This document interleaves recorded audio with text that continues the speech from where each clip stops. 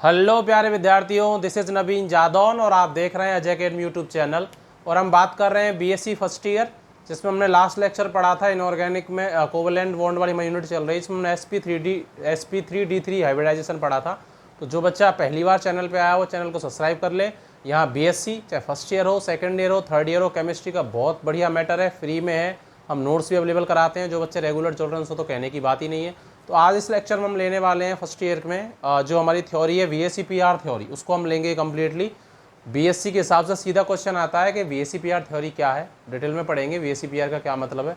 Competitive exam मतलब जब आप बीएससी करके आगे टीचर्स का एग्जाम देंगे या जहाँ पे भी केमिस्ट्री आती है तो वहाँ पर यहाँ से कम्पिटिटिव एग्जाम में भी क्वेश्चन बनते हैं। तो हम उसको भी ध्यान में रखते हुए और बीएससी को ध्यान में रखते हुए हम पढ़ते हैं। हमारा यही मोटिव है कि बच्चा बीएससी भी करे और बीएससी के साथ साथ सब्जेक्ट्स में उसका इंटरेस्ट भी डेवलप हो। जैसे केमिस्ट्री हम पढ़ा रहे हैं तो केमिस्ट्री में डेवलप हो, ठीक है। तो आज हम इसमें कंप्लीटली लेने वाले हैं VSEPR थ्योरी। VSEPR थ्योरी में देखो 3 4 5 शब्द हैं। वी का मतलब valency, shell, electron pair repulsion theory, मैंने लिखा भी है। Valency, shell, electron pair repulsion theory मैंने इसलिए तीनों लैंग्वेज में लिखा है, शॉर्ट में भी, कि कभी कभी डायरेक्ट ही पूछ लेता है VSEPR थ्योरी को समझाइए। इंग्लिश में पूछ लेगा एक्सप्लेन द VSEPR थ्योरी, ठीक है। तो इंग्लिश में भी आना चाहिए, हिंदी में भी आना चाहिए। हिंदी में क्या होता है, संयोजकता कोष इलेक्ट्रॉन युग्म प्रतिकर्षण सिद्धांत, ठीक है। तो ये जैसे हम पढ़ते हैं हाइब्रिडाइजेशनों में कि जिनमें सेम हाइब्रिडाइजेशन होता है, संकरण होता है, उनकी आकृति अलग अलग हो जाती है, बंद कोण अलग अलग हो जाते हैं, तो उसको एक्सप्लेन करने के लिए ये थ्योरी दी गई थी, ठीक है। तो सबसे पहले हम देखेंगे इसके प्रस्तुतकर्ता कौन है, ठीक है। रिप्रेजेंट किसने किया है इसको, रिप्रेजेंटेटर कौन है, प्रस्तुतकर्ता कौन है। तो प्रस्तुतकर्ता है, और हर जगह ये क्वेश्चन आता है। जो एमएससी का बच्चा है, एमएससी में भी यहाँ से क्वेश्चन आता है। गिलेस्पी और नाइहोम इसके प्रस्तुतकर्ता हैं, क्योंकि कभी कभी डायरेक्ट नाम भी पूछ लेता है। जैसे आधे नंबर के क्वेश्चन नहीं आते कि वेरी शॉर्ट आंसर टाइप, तो वहाँ पूछ ले। कॉम्पिटिटिव एग्जाम दे रहे हैं वहाँ पे डायरेक्ट पूछ ले। तो इसके प्रस्तुतकर्ता कौन है, गिलेस्पी और कौन है, नाइहोम है, ठीक है। तो इसकी रिक्वायरमेंट क्यों पड़ी, इसलिए पड़ी इसकी रिक्वायरमेंट, हमारे पास 3 मॉलिक्यूल हैं CH4, इसको एक्सप्लेन करता हूँ पहले अच्छे से, NH3 और H2, ठीक है। हम अच्छे से जानते हैं, नहीं जानते हैं तो बता देता हूँ।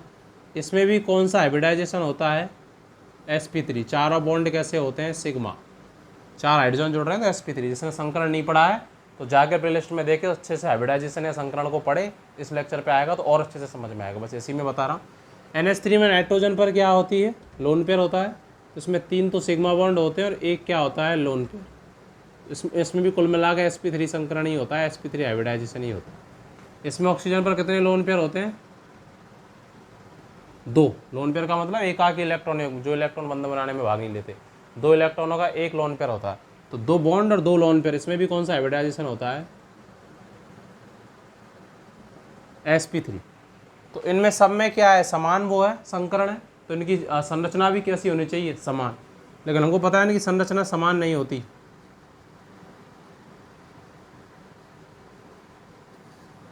संरचना इनकी अलग अलग होती है। जैसे इसकी तो होती है चतुष्फलकीय, टेट्राहेड्रल कहते हैं।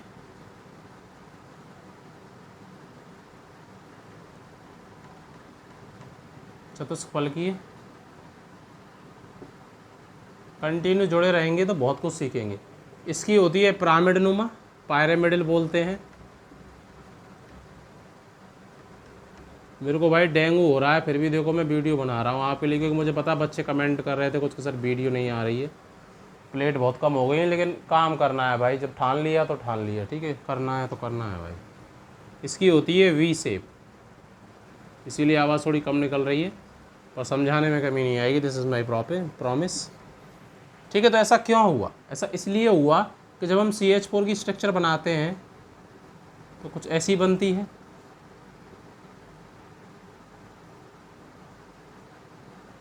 चार हाइड्रोजन ऐसे जुड़े रहते हैं, इसी को टेट्राहेड्रल शेप कहते हैं। अच्छे से हमने संकरण में समझाई भी हुई है। पसीना आ रहा है, गर्मी है भाई बहुत। NH3 की कैसी होती है, पिरामिड नुमा, क्योंकि 3 तो बॉन्ड होते हैं और एक लोन पेयर होता है।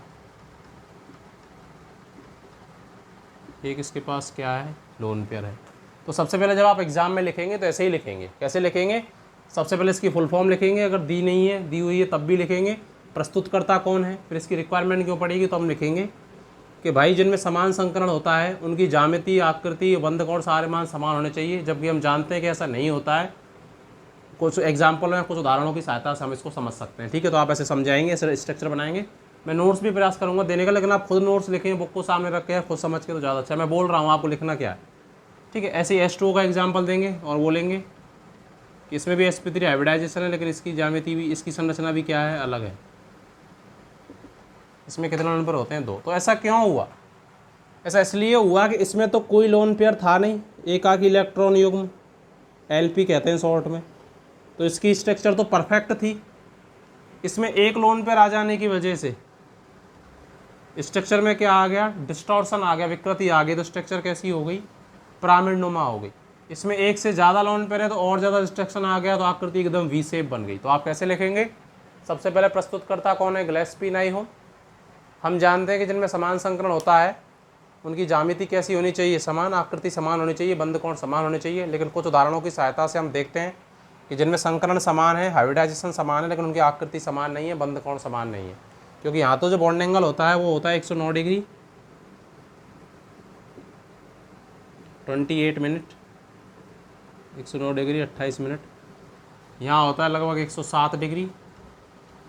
बॉन्ड एंगल हमेशा बॉन्ड के बीच में देखा जाता है। ठीक है, लोन पेयर से उसके बीच में नहीं, 107। और यहाँ लगभग 104.5। ठीक है, 104 डिग्री 0.5। तो जैसे जैसे लोन पेयर की संख्या बढ़ रही है, बॉन्ड कोण में भी क्या आ रही है, कमी आ रही है। ठीक है, तो ये क्या रिलेशन है, ऐसा क्यों हुआ? तो अपन इसको पहले तो ऐसे लिखेंगे कि लोन पेयर की संख्या बढ़ने की वजह से बंध कोण में क्या आ रही है, कमी। तो आप एक चीज़ लिख सकते हैं यहाँ पे, इसको नीचे लिखेंगे बाद में जब स्ट्रक्चर बना दोगे आप, कि बंध कोण universally proportional to lone pair या एकाकी इलेक्ट्रॉन युग्म। कि जैसे जैसे बंध कोण, मतलब लोन पेयर की संख्या बढ़ती है, बंध कोण घटता है। लगभग देखो कितने, 2-2.5 डिग्री की कमी आई, 7 से 4.5 में भी 2.5 डिग्री।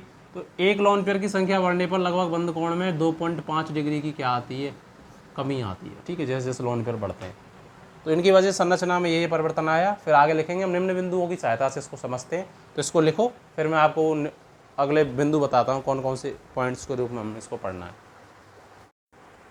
तो आपने लिख लिया है ये। ठीक है, अब पॉइंट्स देखते हैं इसके। सबसे पहले तो ऐसे ही लिखना है आपका एग्जाम में, है ना। अपन पॉइंट्स देखते हैं। ठीक है भाई, मेरे को 2-3 दिन से भयंकर बुखार आ रहा है, पर मैंने की वीडियो नहीं बन पा रही, तो मेरे को चैन नहीं पड़ रहा। रात में ये वीडियो रिकॉर्ड कर रहा हूँ मैं। रात के कितने बज रहे हैं, शायद 12 या 1 बज रहा होगा। पर मैंने वीडियो, मेरी माता जी बोल रही भाई तबीयत ख़राब है, वीडियो क्यों बना रहा है। वो ऐसे पूछती किसको पढ़ाता है ऐसे, मतलब कोई सामने होता तो है नहीं क्योंकि उनको पता नहीं है पढ़ाई के बारे में ज़्यादा, और उन्होंने सिखाया बहुत कुछ है जीवन में हमको। ठीक है, क्योंकि माँ की जो शिक्षा होती है वो तो होती है, उससे बड़ी कोई शिक्षा नहीं इस दुनिया में, क्योंकि जीना माँ सिखाती है। पहली पाठशाला माँ होती है ना। ठीक है, चलिए बहुत हो गया ज्ञान। तो देखो इसमें पहला पॉइंट क्या है, ये कहती है ये थ्योरी कि सबसे ज़्यादा जो रिपल्सन होता है वो लोन पेयर के बीच में होता है। लोन पेयर की हिंदी क्या है, एकाकी इलेक्ट्रॉन। इनके बीच में सबसे ज़्यादा प्रतिकर्षण लगता है। प्रतिकर्षण का मतलब एक दूसरे को दूर भगाते हैं, इसको प्रतिकर्षण कहते हैं। तो सबसे ज़्यादा प्रतिकर्षण लोन पेयर। हिंदी मीडियम का बच्चा वो भी ऐसे लिख के आएगा, कोई दिक्कत नहीं, इंग्लिश मीडियम का भी ऐसे लिख के आएगा। ठीक है, सबसे ज़्यादा प्रतिकर्षण इनके बीच में लगता है। उसके बाद ऐसी कैसे लिखोगे, इसमें प्रथम बिंदु में पहला पॉइंट डाल के यहाँ ऐसे स्टार लगा के लिखोगे कि BSEPR थ्योरी के अनुसार सबसे ज़्यादा प्रतिकर्षण एकाकी इलेक्ट्रॉन युग्म, एकाकी LP के बीच में सबसे ज़्यादा लगता है। उसके बाद लगता है लोन पेयर और बोन पेयर के बीच में। बॉन्ड पेयर कौन होते हैं, जो इलेक्ट्रॉन बंध में होते हैं, जो इलेक्ट्रॉन बंध बनाने में भाग लेते हैं, उनको बंध युग्म या बॉन्ड पेयर कहते हैं। जैसे किसी बॉन्ड में से NH3 में जो NH बॉन्ड है उसके जो इलेक्ट्रॉन है वो बॉन्ड पेयर कहलाएंगे, और जो इलेक्ट्रॉन बंद नहीं बना रहे वो लोन पेयर कहलाएंगे। ठीक है, और सबसे कम रिपल्सन इनमें ही होता है, बॉन्ड पेयर में। तो ये थ्योरी ऐसा क्यों कह रही है। ठीक है, ये क्या है, प्रतिकर्षण का क्रम है, ये प्रतिकर्षण या रिपल्सन का घटता क्रम।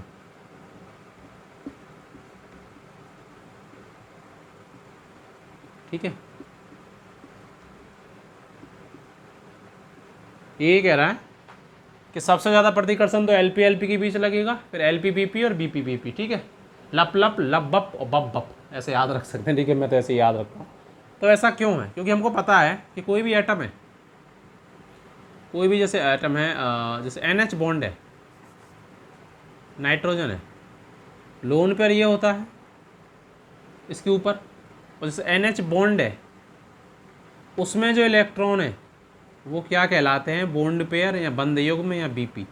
और जो केवल जो इलेक्ट्रॉन बंद नहीं बना रहे वो क्या कहलाते हैं, LP। तो LP के बीच में जो लोन पेयर होंगे उनके बीच में ज़्यादा प्रतिकर्षण इसलिए लगता है क्योंकि वो एक ही परमाणु पे हैं, नाइट्रोजन के पास ही तो हैं। जबकि जो इलेक्ट्रॉन बंद बनाने में भाग ले रहे हैं वो हाइड्रोजन के कब्जे में भी हैं और नाइट्रोजन के कब्जे में भी हैं। इसके पास भी नाभिक होगा, इसके पास भी नाभिक होगा, तो दोनों इसको अट्रैक्ट करके रखेंगे, तो ये कि परफेक्ट जगह पे रहेगा। जबकि जो नाइट्रोजन के ऊपर जो जो दो इलेक्ट्रॉन है जिसको हम लोन पेयर कह रहे हैं, वो केवल एक ही परमाणु के पास है, उसके पास एक ही नाभिक होगा, तो वो केवल एक नाभिक के प्रभाव में है। तो जो लोन पेयर होता है उसके द्वारा जो घेरा गया आयतन होता है, मतलब जो जगह होती है वो ज़्यादा कवर करता है। वो तो जगह ज़्यादा कवर करेगा तो दूसरा लोन पेयर उसके प्रभाव में आएगा, तो प्रतिकर्षण लगाएगा, क्योंकि लोन पेयर का मतलब इलेक्ट्रॉन ही तो है। दूसरा लोन पेयर आएगा उसका मतलब भी इलेक्ट्रॉन, तो इलेक्ट्रॉन इलेक्ट्रॉन में तो प्रतिकर्षण ही तो लगेगा। जबकि जो बॉन्ड पेयर है वो कहाँ है, बंद में। बंद के इलेक्ट्रॉन कितने नाविकों के प्रभाव में रहते हैं, दो नाविकों के प्रभाव में। उनके उनका उनका जो घेरा गया आयतन है वो कैसा होता है, कम, और उनके बंद में कैसा प्रतिकर्षण लगता है, कम प्रतिकर्षण लगता है। तो इसको कैसे लिखोगे कि BSEPR थ्योरी के अनुसार एकाकी इलेक्ट्रॉन युग्म के मध्य या लोन पेयर के मध्य सबसे ज़्यादा प्रतिकर्षण लगता है। ऐसा इसलिए होता है क्योंकि जो लोन पेयर है या एकाकी इलेक्ट्रॉन युग्म है वो एक नाभिक के प्रभाव में रहता है, तो उसके द्वारा जो घेरा गया आयतन है जो ज़्यादा प्रतिकर्षण लगा सकता है वो ज़्यादा जगह घेरता है। जबकि जो बॉन्ड पेयर है या बंद युग्म है वो दो नाभिकों के प्रभाव में रहता है, तो उसके द्वारा घेरा गया आयतन कैसा होता है, कम, तो उनमें प्रतिकर्षण भी कैसा लगता है, कम लगता है। ठीक है, ऐसा आप इसको लिखोगे। समझ गए? अगर नहीं वो लिख पाते तो वीडियो को पॉज कर लिया करो, फिर लिखा करो। तो अगर आप खुद नोट्स बनाओगे तो आपको ज़्यादा अच्छा लगेगा, ज़्यादा समझ में आएगा, ज़्यादा समय तक चीज़ याद रखेगी। प्रयास हम करेंगे, मैं करता हूँ कि मैं खुद आपको नोट्स लिख के दूँ, लेकिन आप खुद मेहनत करेंगे तो मुझे ऐसा लगता है कि आपको ज़्यादा फायदा होगा। ठीक है,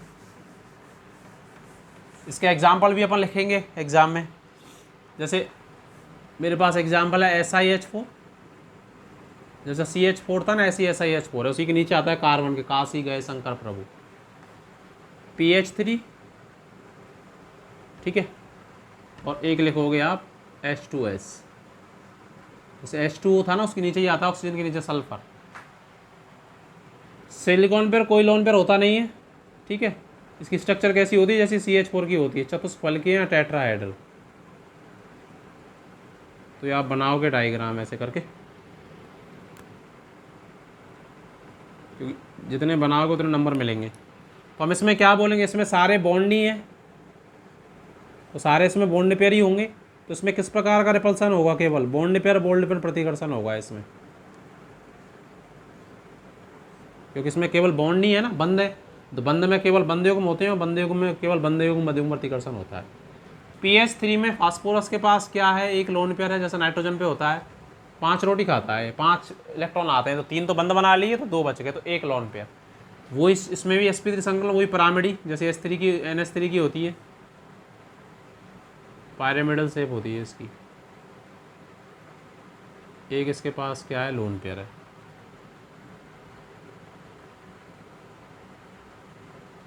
अगर संकरण नहीं पढ़ा है तो पढ़ के आए, ये वास्तव में कैसे, ऐसे, ठीक है, ऐसे 3 बॉन्ड ऐसे लग रहे हैं, बीच में सेंट्रल एटम है, ठीक है। इसमें देखो लोन पेयर भी है, तो लोन पेयर इस बंद से प्रतिकर्षण लगाएगा, क्योंकि बंद में कौन है, इलेक्ट्रॉन। ये 2 बिंदी वाला क्या कहलाता है, लोन पेयर, और बंद वाला क्या कहलाता है, बॉन्ड पेयर। तो बंद बंद में भी तो इलेक्ट्रॉन है आपस में, तो इनमें भी तो प्रतिकर्षण लगेगा।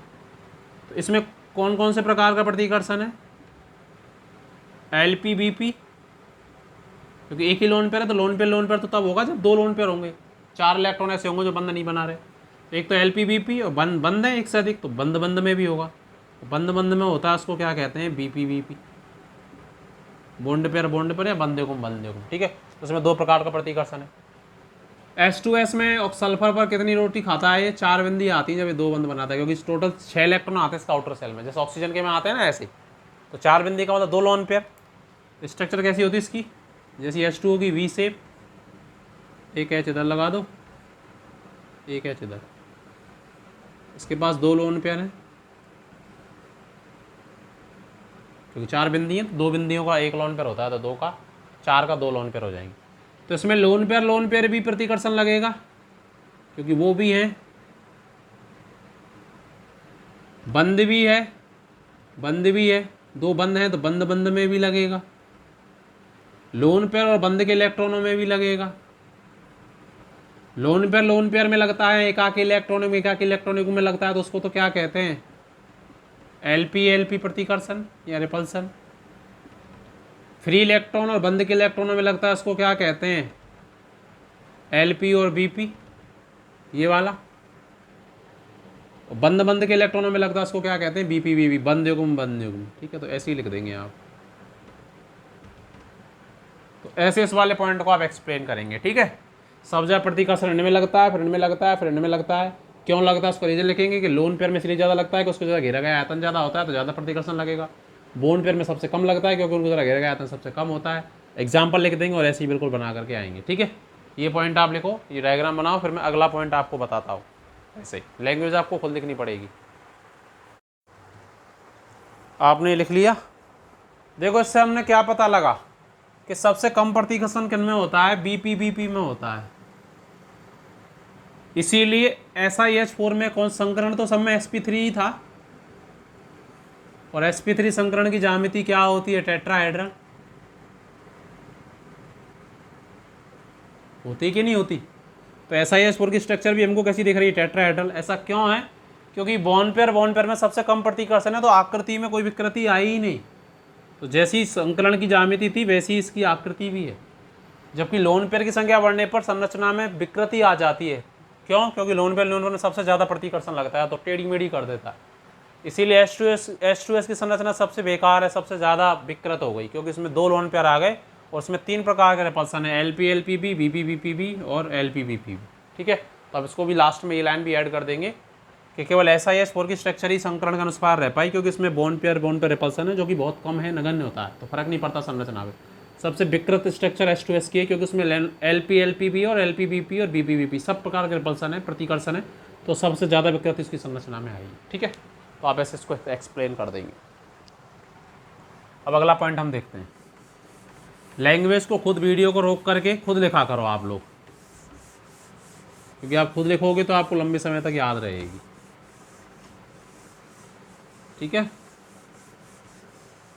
मैं सिंप्लिसिटी में बहुत सिंपल बना करके समझाने का प्रयास करता हूँ, पर थोड़ी मेहनत तो आपको भी करनी होगी। अगला पॉइंट देखो, अगला पॉइंट ये है कि ये कहता है कि जो केंद्रीय परमाणु होता है जिस पर संकरण निकलता है, केंद्रीय परमाणु का मतलब जैसा अपन ने भी लिखा था ना SiH4, तो किस पर संकरण देख रहे थे अपन, SI पे, तो इसको केंद्रीय परमाणु या सेंट्रल एटम बोलते हैं।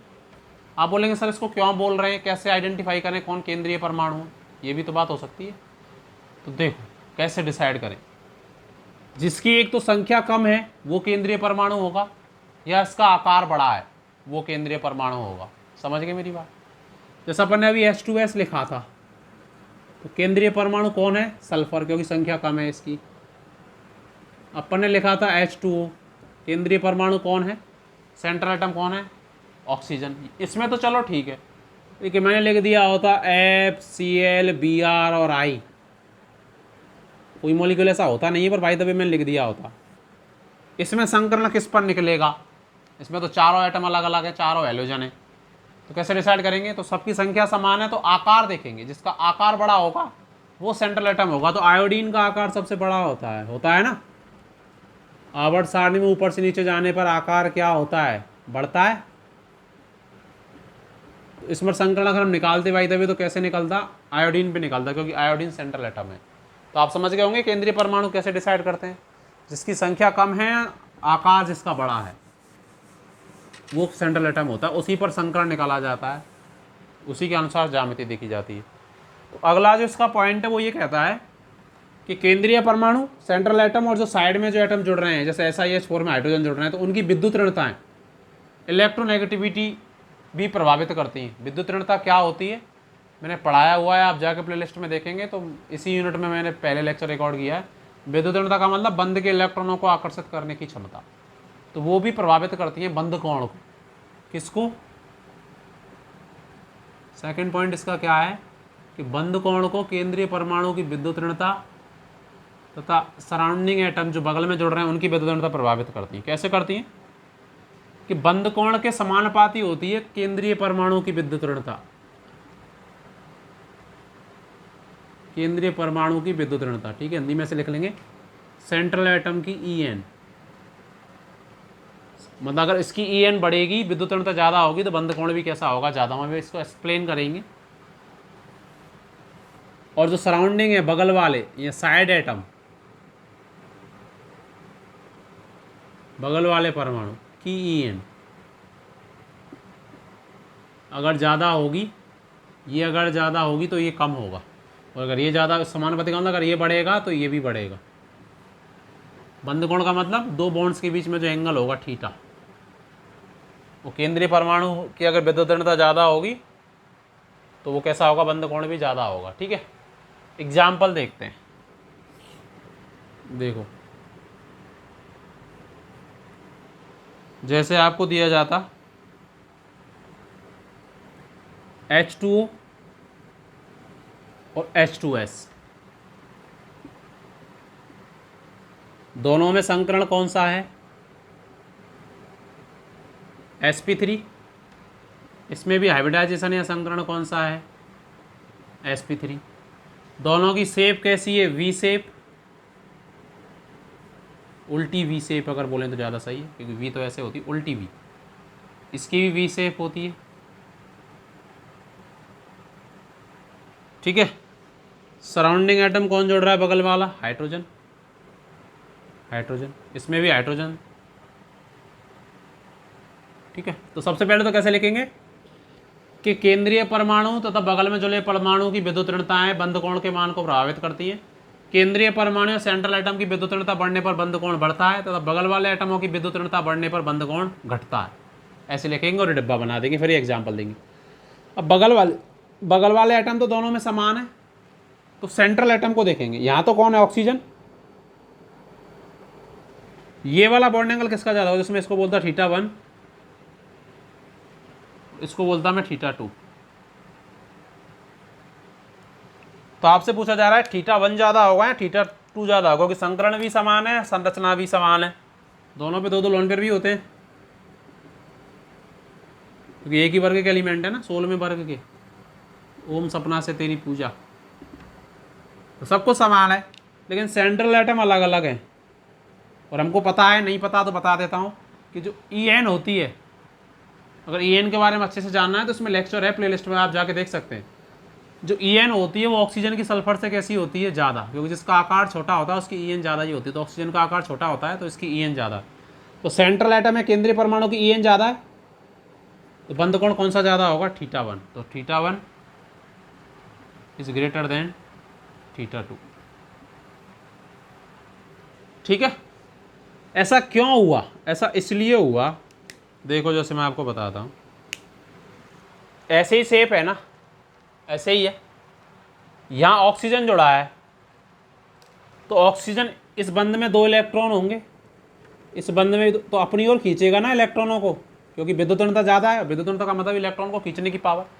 तो इलेक्ट्रॉन पास पास जाएंगे, तो पास पास जाएंगे तो प्रतिकर्षण कैसा लगेगा, ज़्यादा, तो बॉन्ड कैसे हो जाएंगे, दूर दूर। और अगर बॉन्ड दूर दूर हो जाएंगे तो बॉन्ड एंगल या बंद कोण भी क्या हो जाएगा, ज़्यादा। इसमें सल्फर की EN या विद्युत ऋणता कम है, यहाँ सल्फर जुड़ रहा है और यहाँ 2 हाइड्रोजन जुड़ रहे हैं, नीला और ये लाल ढक्कन।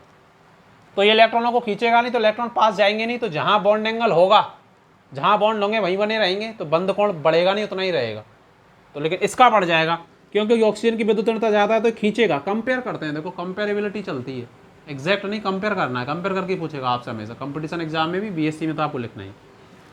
तो यहाँ ऑक्सीजन खींच रहा है तो पास पास जा रहे इलेक्ट्रॉन, इलेक्ट्रॉन में क्या लगता है, प्रतिकर्षण, तो ये बॉन्ड कैसे जाएंगे, दूर दूर चले जाएंगे, दूर दूर चले जाएंगे, तो बंद कोण कैसा हो जाएगा, ज़्यादा। इसीलिए केंद्रीय परमाणु की EN बढ़ने पर बंद कोण बढ़ता है, बगल वाले की बढ़ने पर घटता है। इस बगल वाले वाला एग्जाम्पल लेता हूँ मैं, आप इसको लिखो, फिर एक एग्जाम्पल और कराता हूँ मैं इसी पॉइंट में। तो आपने ये लिख लिया होगा, देखो एक एग्जाम्पल और देखते हैं। ठीक है, इसको याद रखना, लिखना कैसे हो मैंने आपको बता दिया। लैंग्वेज अपने मन से बनानी, लैंग्वेज कभी भी रटनी नहीं है, चाहे कोई कैसा भी पढ़ाता हो, समझना है। सारा खेल समझने समझाने का ही है, तो अच्छे से समझेंगे तो खुद लिख पाएंगे। मैंने कभी इन चीज़ों को रटा नहीं, समझाया, खुद बनाता था अपनी लैंग्वेज। आप भी खुद ही बनाइए मुझसे समझ के, समझ रहे हैं मेरी बात को। जैसे एक एग्जांपल और आप इसमें ऐड करके आ सकते हैं, NH3 और NF3। वैसे ही बता दो किसका बॉन्ड एंगल ज़्यादा होगा, NH3 का। क्यों होगा देखो, वही नाइट्रोजन, कितने हाइड्रोजन जुड़ रहे हैं, 3, इसके बाद से एक लोन पेयर। इसमें भी सेंट्रल एटम कौन है, नाइट्रोजन, क्योंकि संख्या कम है। 3 कौन जुड़ रहे हैं, F, एक इसके पास लोन पेयर है वही। सेंट्रल एटम तो समान है लेकिन इसमें साइड वाले अलग अलग हैं। पिछले एग्जाम्पल में साइड वाले समान थे, सेंटर वाला अलग अलग था। इसमें सेंट्रल एटम में केंद्रीय परमाणु तो नाइट्रोजन ही है। साइड वाले की EN देखेंगे, और साइड वाले की EN फ्लोरीन और कौन है, हाइड्रोजन। तो फ्लोरीन की विद्युत ऋणता सबसे ज़्यादा ही होती है, वो तो वैसे ही पता है, हाइड्रोजन से तो बहुत ज़्यादा होगी। और हमको पता है कि बंद कौन,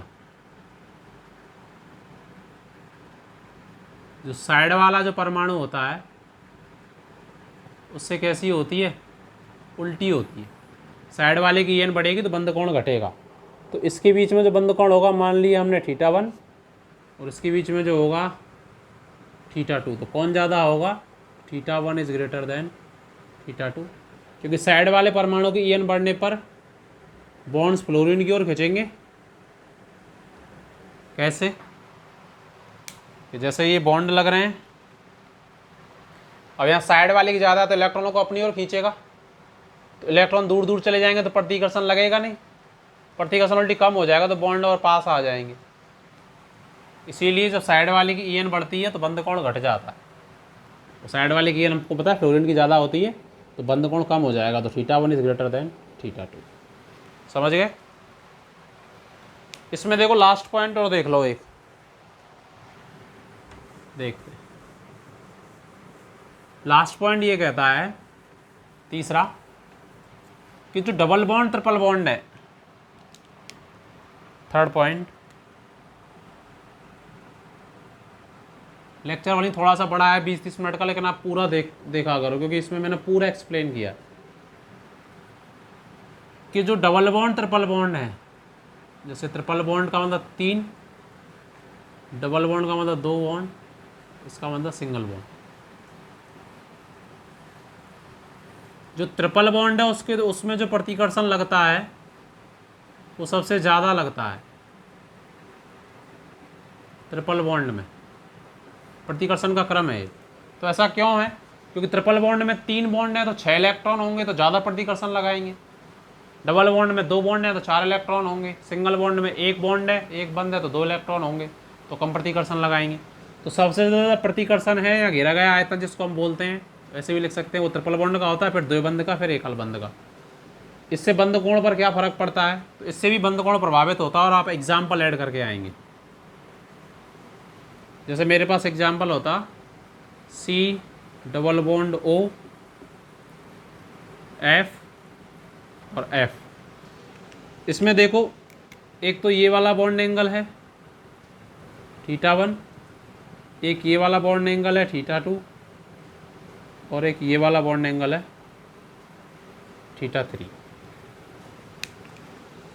तो हमको पता है कि θ1 और θ2 तो दोनों सेम ही है, क्योंकि यहाँ पे भी डबल बॉन्ड O और F है, डबल बॉन्ड O और F है, तो ये दोनों तो समान ही होंगे, θ1 बराबर θ2। लेकिन ये दोनों ज़्यादा होंगे किससे, θ3 से, क्योंकि यहाँ डबल बॉन्ड है तो ज़्यादा प्रतिकर्षण लगाएगा। इस तरफ से इस पर भी प्रतिकर्षण लगाएगा, इस पर भी लगाएगा, और यहाँ सराउंडिंग एटम भी ऐसा जिसकी विद्युत ऋणता भी ज़्यादा है, तो ये बॉन्ड कैसे आ जाएंगे, पास पास आ जाएंगे, तो θ3 कैसा हो जाएगा, कम हो जाएगा। ठीक है। ऐसे एक एग्जाम्पल और देख सकते थे हम इसमें, जैसे यहाँ लग रहा होता Cl, C double bond O और क्या F। इस बॉन्ड को मैं बोल देता इस वाले एंगल को θ1, इस वाले को θ2, और जो Cl और F के बीच में जो बन रहा है इसको बोल लेता मैं θ3। तो देखो θ1 और θ2 यहाँ समान नहीं होंगे, क्योंकि यहाँ θ1 O और Cl के बीच में, θ2 O और F के बीच में। तो सबसे ज़्यादा कौन सा होगा, सबसे ज़्यादा होगा θ1। क्यों, क्योंकि देखो यहाँ डबल बॉन्ड तो सेम है कि नहीं है, लेकिन यहाँ Cl है और यहाँ कौन है, F। और विद्युत ऋणता किसकी ज़्यादा होती है, F की ज़्यादा, क्या सबसे ज़्यादा ही होती है, इसलिए इसको कपटी तत्व कहते हैं। तो ज़्यादा अगर बगल वाले एटमों की ज़्यादा होती है तो बंध कोण घट जाता है। तो होगा तो इन दोनों में से ही कम, इन दोनों में कम कौन होगा, ज़्यादा कौन होगा, θ1, क्योंकि यहाँ Cl की विद्युत ऋणता कैसी है, कैसी है, कम है, और F की कैसी है, ज़्यादा है। तो बताओ किसका ज़्यादा होगा, थोड़ा सा दिमाग आप खुद भी लगाओ, बताओ किसका ज़्यादा होगा। देखो खुद सोचो, ये कम खींचेगा इलेक्ट्रॉनों को, क्योंकि ये इसकी विद्युत ऋणता कैसी है, कम है, तो कम खींचेगा तो प्रतिकर्षण ज़्यादा लगेगा ना। F की ज़्यादा है तो खींच लेगा अपनी ओर, तो इलेक्ट्रॉन दूर चले जाएंगे, इतने इतने इसके बराबर पास रहेंगे, तो बॉन्ड एंगल कम हो जाएगा। तो θ1, θ2 और सबसे कम होगा θ3, क्योंकि यहाँ तो दोनों ही ज़्यादा इलेक्ट्रोनेगेटिविटी वाले हैं, तो अपनी ओर खींच लेंगे। तो ये जो बॉन्ड है ना, जहाँ से शुरू हो रहे हैं इलेक्ट्रॉन, यहाँ नहीं रहेंगे, इनकी ओर रहेंगे जहाँ Cl और F है। तो दूरी ज़्यादा हो जाने पर प्रतिकर्षण घट जाता है, ठीक बात है। दूरी ज़्यादा हो जाती है तो लड़ाई भी कम हो जाती है तो बॉन्ड एंगल क्या चीज़ है, तो ये दूर हो जाएंगे इलेक्ट्रॉन तो बॉन्ड एंगल घट जाएगा, प्रतिकर्षण घट जाएगा। प्रतिकर्षण लगने पर बॉन्ड दूर जाते हैं, बंध कोण बढ़ता है। प्रतिकर्षण कम लगने पर बंध पास आते हैं, बंध कोण घट जाता है। ठीक है, ये बात है सीधी सी। तो आप इन दोनों एग्जाम्पलों को तीसरे पॉइंट में ऐड कर देंगे। ट्रिपल बॉन्ड के द्वारा घेरा गया आयतन ज़्यादा होता है, उसके बाद द्विबंध का, फिर सिंगल बॉन्ड का। ऐसा क्यों है आप लिख देंगे, क्योंकि ट्रिपल बॉन्ड में 3 बंध होते हैं, 6 इलेक्ट्रॉन, तो ज़्यादा प्रतिकर्षण लगता है इलेक्ट्रॉन इलेक्ट्रॉन के बीच में, क्योंकि 3 बंध हैं, तो घेरा गया आयतन भी कैसा होता है, ज़्यादा। ठीक है, तो बंध कोण ज़्यादा प्रभावित होता है ट्रिपल बॉन्ड से, फिर डबल बॉन्ड से, और फिर सबसे कम प्रभावित होगा सिंगल बॉन्ड से। जहाँ सिंगल बॉन्ड होंगे वह बंध कोण वही होगा जो संकरण के अनुसार होता है। ठीक है, तो इस लेक्चर में हमने पूरा BAC-PR थ्योरी ले ली है। आप अच्छे से इसको पढ़िए और खुद लिखने का प्रयास कीजिए। ठीक है, फिर मिलते हैं अगले लेक्चर में। धन्यवाद।